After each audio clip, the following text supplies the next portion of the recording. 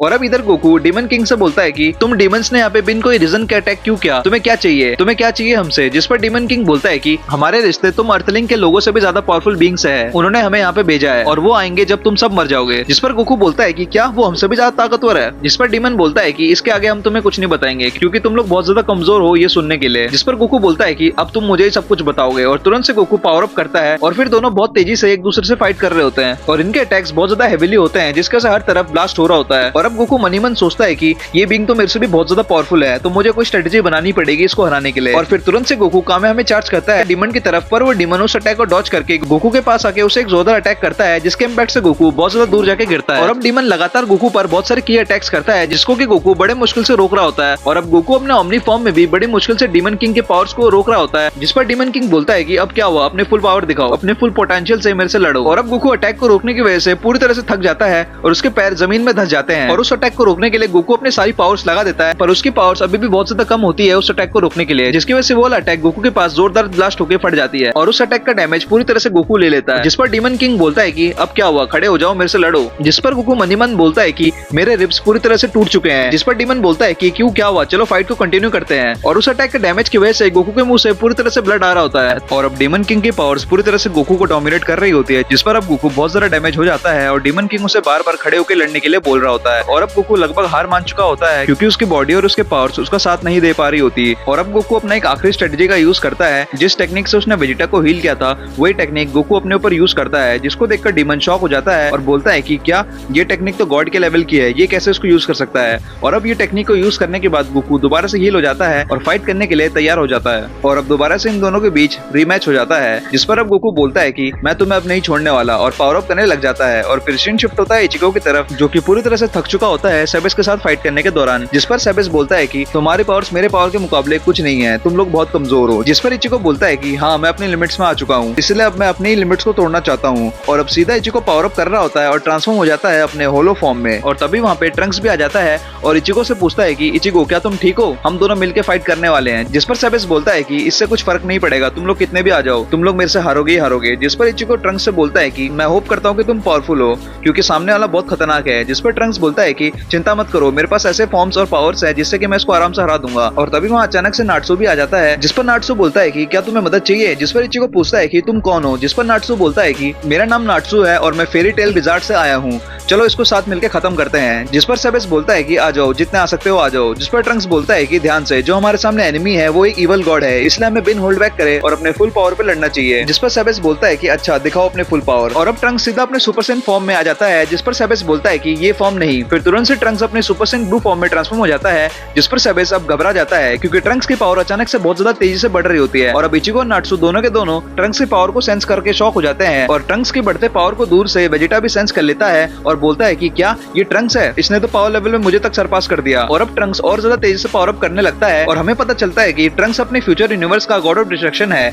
और अब सेबेस बोलता है कि क्या इतनी ताकत इस पे कैसे हो सकती है, मुझे इसकी पावर्स को हल्के में नहीं लेना चाहिए। और अब ट्रंक्स अपने फाइनली गॉड ऑफ डिस्ट्रक्शन के आउटफिट में आ जाता है और उसके साथ दो लंबे लंबे हकाई के शॉट्स रहते हैं। इससे हमें पता चलता है कि ट्रंक्स अपने फ्यूचर जनरेशन का गॉड ऑफ डिस्ट्रक्शन है। और अब नाटसू सेबेस को बोलता है कि अरे डीमन, अपने आंखों को जरा घुमाओ। और तुरंत से नाटसू भी अपने मैजिक पावर का यूज करके तुरंत से डीमन के पास आके उस पर एक जोरदार पंच मारता है। और अब इचिको भी सेबेस पे शॉट का अटैक करता है, जिसकी वजह से सेबेस भी अपना वेपन निकाल लेता है काउंटर करने के लिए। और अब इचिको भी उसे अपने शॉट से अटैक करता है, जिसके बाद तुरंत से ट्रंक्स भी तैयार हो जाता है अटैक करने के लिए। और अब ट्रंक्स लगातार सेबेस पर अटैक कर रहा होता है, जिसको कि सेबेस आराम से डॉज कर रहा होता है। पर तुरंत से ट्रंक्स अपने हकाई ब्लेड की वजह से सेबेस पर एक डायरेक्ट अटैक करता है, जिसके से सेबेस बहुत ज्यादा दूर जाके गिरता है। और तुरंत से ट्रंक्स अपना फाइनल फ्लैश अटैक सीधा सेबेस पे कर देता है, जिसको हिट करते ही वहाँ पे एक जोरदार ब्लास्ट हो जाता है। और ये पावर्स को वेजिटा दूर से सेंस करके पूरी तरह से शॉक में रहता है और बोलता है कि क्या सबके सब मुझसे भी ज्यादा पावरफुल हो चुके हैं, गॉन, ट्रंक्स, पिकलो, ये सब मेरे को सरपास कर देंगे, बस अब बहुत हुआ। जिस पर डेमिग्रा वेजिटा को बोलता है कि शायद से पूरे सैयन में सबसे कमजोर तुम ही हो। और ये चीज को सुनते ही वेजिटा और ज्यादा गुस्सा हो जाता है और अपने पास में चले जाता है। जिसके बाद वहाँ पे तुरंत से फ्लैशबैक चालू हो जाता है, जिस पर किंग वेजिटा से पूछ रहे होते हैं कि वेजिटा, क्या तुम्हें पता है हमारी फैमिली सैयन इतने जनरेशन से रूल करते क्यों आ रही है। जिस पर वेजिटा बोलता है कि क्योंकि हम लोग सबसे स्ट्रॉन्गेस्ट सैयन है। जिस पर किंग वेजिटा बोलता है कि गलत, इसका जवाब है हमारा रॉयल सैयन ब्लड। और क्या तुम्हें पता है सुपर सेन गॉड की कहानी के बारे में। जिस पर वेजिटा बोलता है कि वो सुपर सेन गॉड की स्टोरी झूठी है।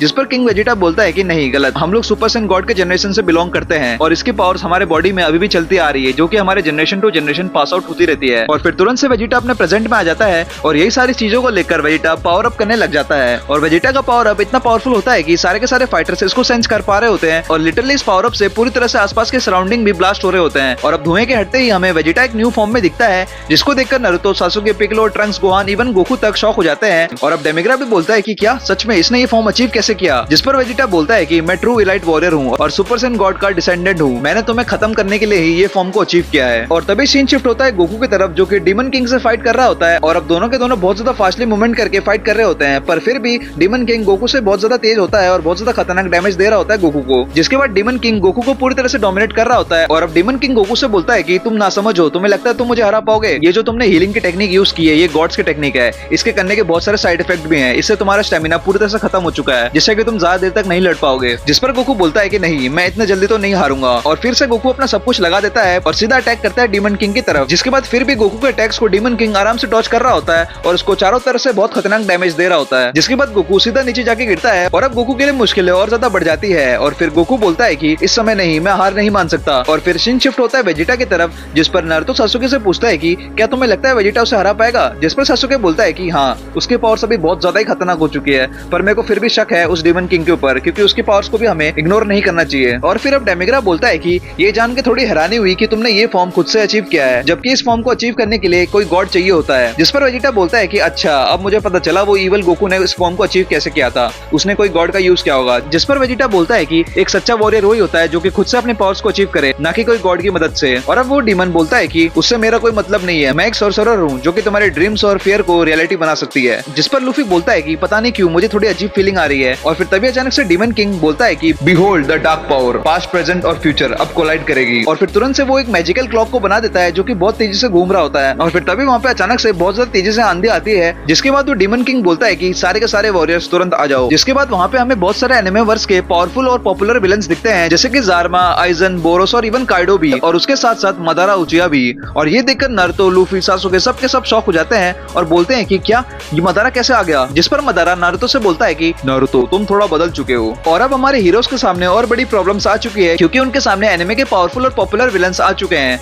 तो क्या हमारे हीरोज इनसे लड़ पाएंगे, ये जानने के लिए यही एपिसोड में बने रहे। और अब नारुतो घबरा के बोलता है कि इतने सारे अलग दुश्मन और वो भी अलग अलग दुनिया के, यहाँ पे क्या कर रहे हैं। और फिर तभी मदारा बोलता है कि फाइनली मैं अपना रिवेंज ले सकता हूँ। और ये चीज सुनकर सारे के सारे हीरोज शॉक में रहते हैं, पर वेजिटा फुल तैयार हो जाता है अपने न्यू फॉर्म को टेस्ट करने के लिए और लड़ाई करने के लिए, क्योंकि वेजिटा बोलता है कि ये परफेक्ट टाइम है अपने न्यू फॉर्म को यूज करने का। और अब सीन शिफ्ट होता है गोकू की तरफ, जो कि बहुत ज्यादा समय से स्ट्रगल कर रहा होता है डीमन किंग को हराने के लिए। और डीमन किंग बोलता है कि मैं तुम्हारे हौसले की दाग देता हूँ, पर फिर भी तुम मेरे को नहीं हरा पाओगे। जिस पर गोकू बोलता है कि क्या तुम साइंस को कमजोर समझ रहे हो, तुम्हें उनके पोटेंशियल का बिल्कुल भी पता नहीं है, क्योंकि अब मैं अपने ओमनी सुपर सेन फॉर्म की लिमिट को भी सरपास कर दूंगा। और फिर गोकू मनी मन बोलता है कि शायद से अगर मैं कायोकिन को मैक्सिमम फॉर्म में यूज करूंगा तो उसकी वजह से मेरी बॉडी पूरी तरह से टूट सकती है, पर मेरे पास और कोई चारा भी नहीं है, इसलिए मुझे अपनी हीलिंग टेक्निक का यूज करना पड़ेगा ताकि मैं फाइट के दौरान भी हील होता रहूं, और मुझे अब ये रिस्क लेना ही पड़ेगा। और फिर तभी अचानक से गोकू अपने कायोकिन का यूज करता है, जिसकी वजह से गोकू की पावर्स अपने आप बढ़ रही होती है। और ये देखकर डीमन किंग शॉक हो जाता है, क्योंकि गोकू अपने ओमनी फॉर्म को ही कायोकिन के साथ कंबाइन कर रहा होता है। और फिर अब धीरे धीरे गोकू अपने कायोकिन फॉर्म को ट्रांसफॉर्म कर रहा होता है, जिसको देखकर डीमन किंग शॉक हो जाता है। कायोकिन X10, कायोकिन X20 और सीधा गोकू बोलता है कि